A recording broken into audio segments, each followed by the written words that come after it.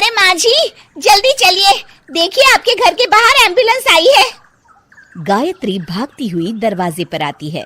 तभी उसकी बहू चांदनी को एम्बुलेंस से बाहर लाया जाता है। हे भगवान, ये मेरी बहू को क्या हो गया? एक्सीडेंट हो गया माँ जी। अरे लेकिन ये कैसा एक्सीडेंट है?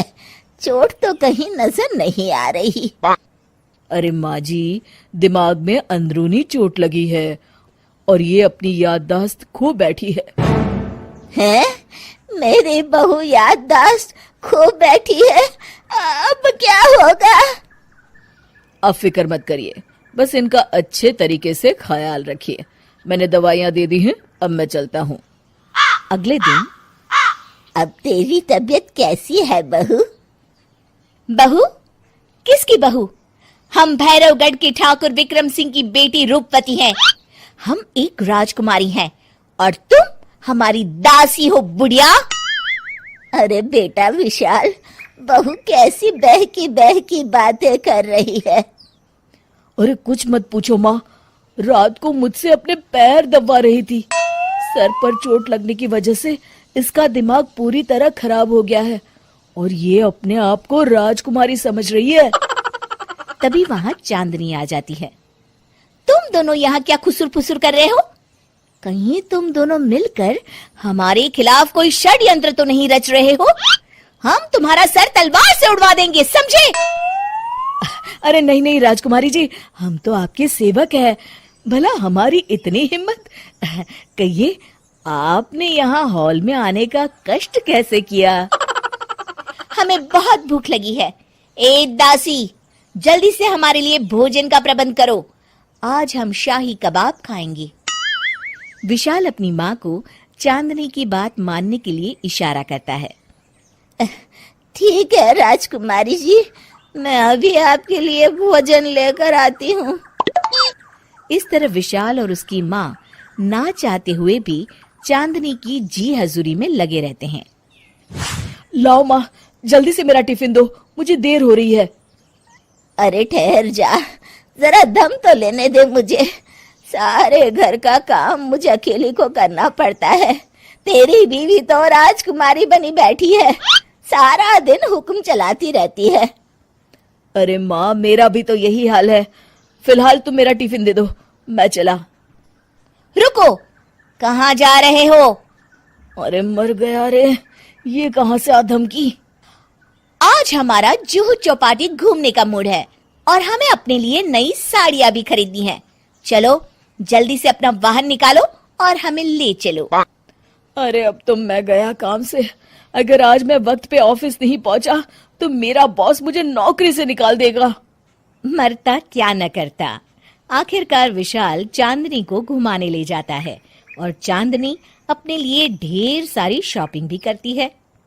ए दासी, टीवी पर कपिल शर्मा के आने का समय हो गया है, जल्दी से टीवी शुरू करो।